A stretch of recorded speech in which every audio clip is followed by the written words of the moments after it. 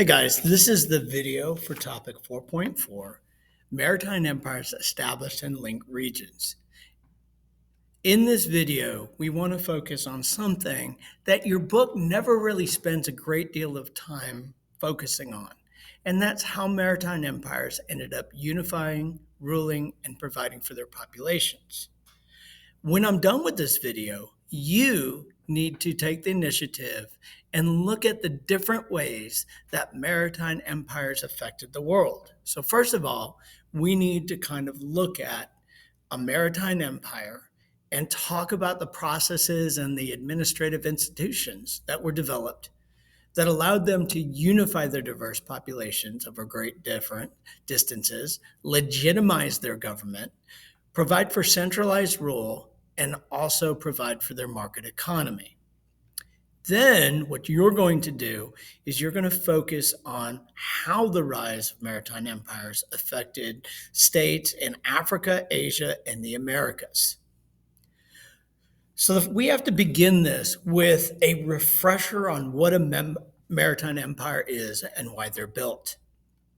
So, we know that in 1450, new nation states developed in Europe, and that these nation states were all motivated to explore for economic reasons. To solve the gold famine, they sought direct trade routes to India, gold and silver, and commodities to be able to have an income to do the things they needed to do. So they ended up building maritime empires. But what is a maritime empire? A good definition of a maritime empire is that it is a larger political unit in which a core state, which we're going to call a mother country, controls land possessions in other areas of the world. That they come up with very unique ways to unify, legitimize, rule, and provide for their populations, solving the problems of their diverse population, solving the problems of distance, and solving the problem of an unregulated economy. These are going to be linked by sea routes.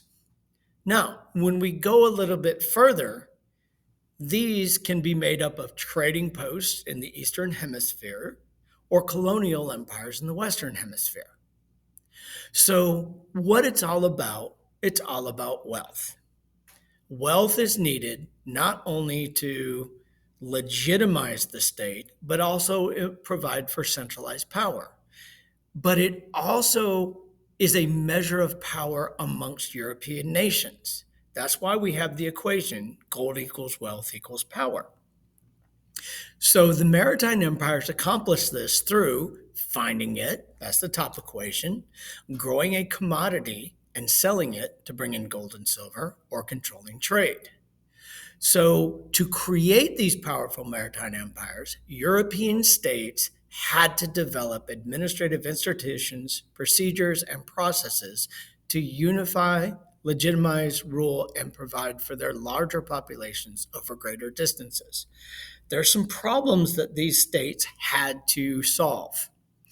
What were those unique problems? Well, first of all, the problem of unity. You're dealing with a much more diverse population, which lives in areas that are very far away, usually a month or 2 months in travel away. How are we going to incorporate them into our empires and rule them? Secondly, consolidation or centralization, what's much more difficult. Because of the distance, how are we going to make sure that the government is powerful? Because of the lack of direct linkages that we have today, such as phones and the internet, how is the government going to be able to project its power not across distance, but across oceans? And finally, the unequal distribution of wealth. Since the driving idea is the wealth of a nation is more important than individual wealth, wealth is not going to be distributed very equally.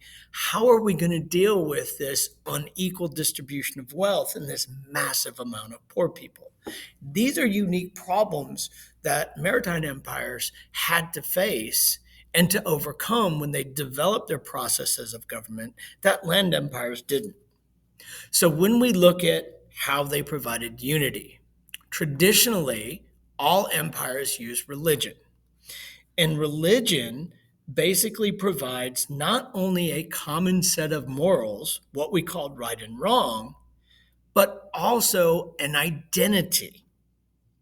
These serve to unify by bringing people together under that identity with common ideas of right and wrong. Unfortunately, in a maritime empire, religion doesn't always unify because even though a lot of Africans and indigenous Americans were forced to convert, they didn't fully embrace their new faith. They didn't have the experience in monotheism that other people did, and they continued to practice their faith in private. So what maritime empires did is they developed new ways of unity. We look at new social hierarchies.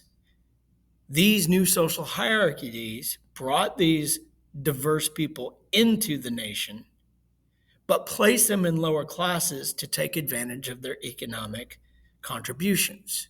In other words, they incorporated them into the society, giving them certain legal protections and rights as citizens, but they did not make them equal. And that's what this picture is.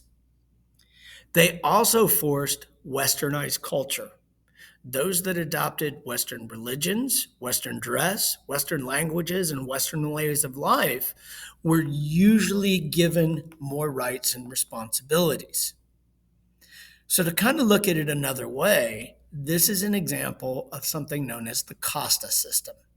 The casta system was a social hierarchy used in Spanish America that placed you according to your blood. Now, I'm not going to go through all, 16 pictures, but the point is those that are higher had more rights and responsibilities because of their blood, because of their westernization, and because of their job. So when you look at 16 and 15, those would be the lowest because they're full-blooded indigenous Americans and they provided labor. Whereas the ones that would be 1, 2, 3, 4, and 5, they were blended and they had European blood, adopted European culture, and essentially were higher.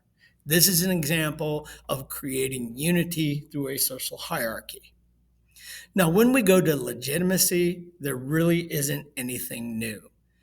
Maritime empires continued to legitimize their power through traditional ways, through religion, such as the divine right, through art to show the king as a smart and effective rich ruler, and through architecture.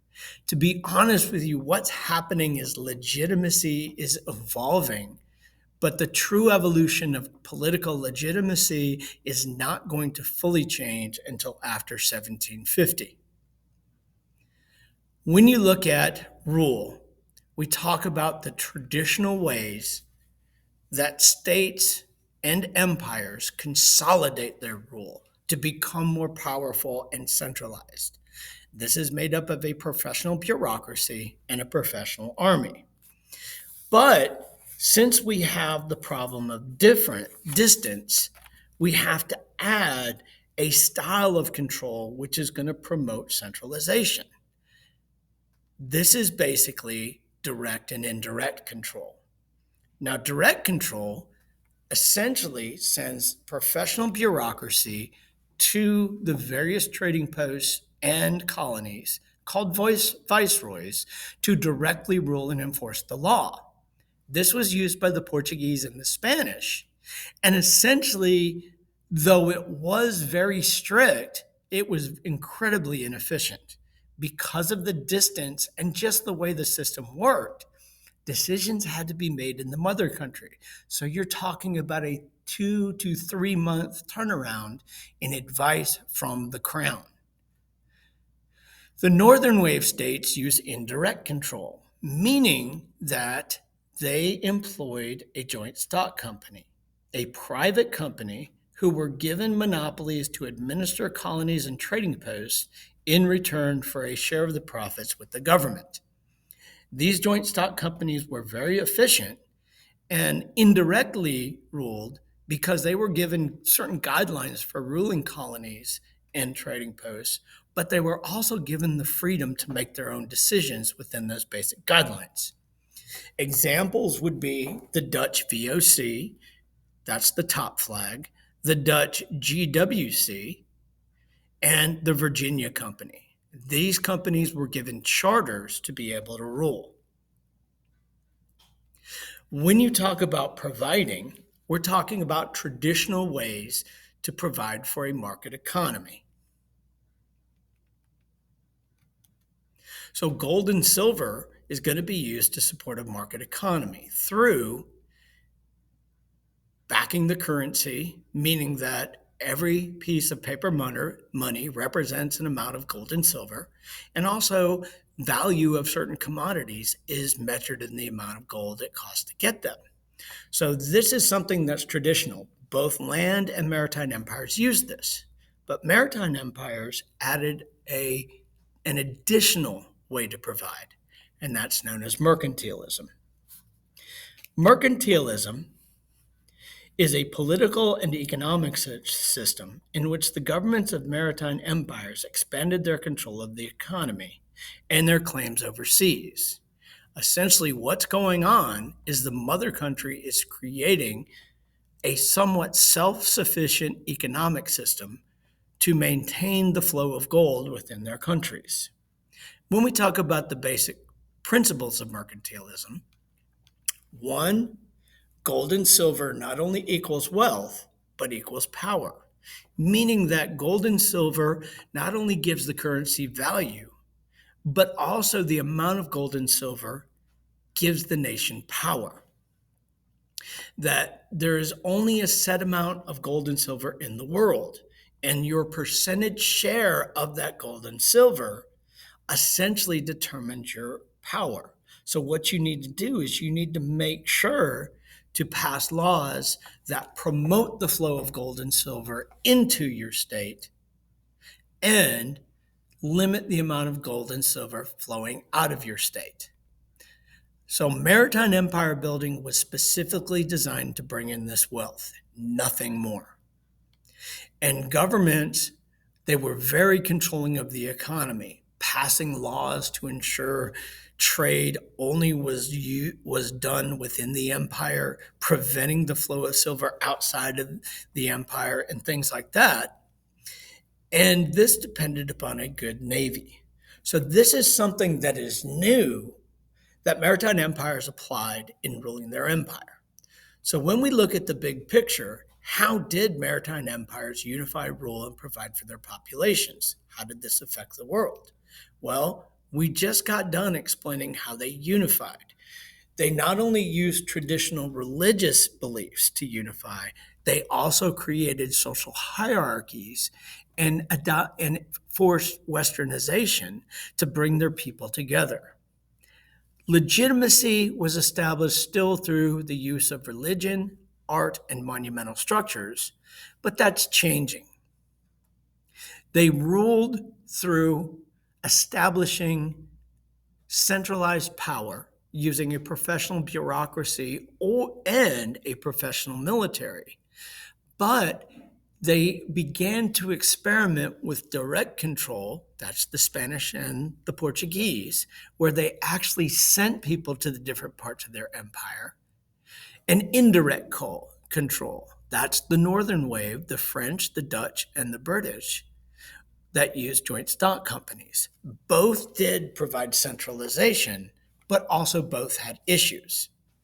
They did provide through promoting trade to bring in gold and silver to support their market economy, just like land empires. But they added the political and economic system of mercantilism to give the government greater control. So now what you need to do is you need to get back in your book and you need to find out how the establishment and growth of maritime empires influenced the world.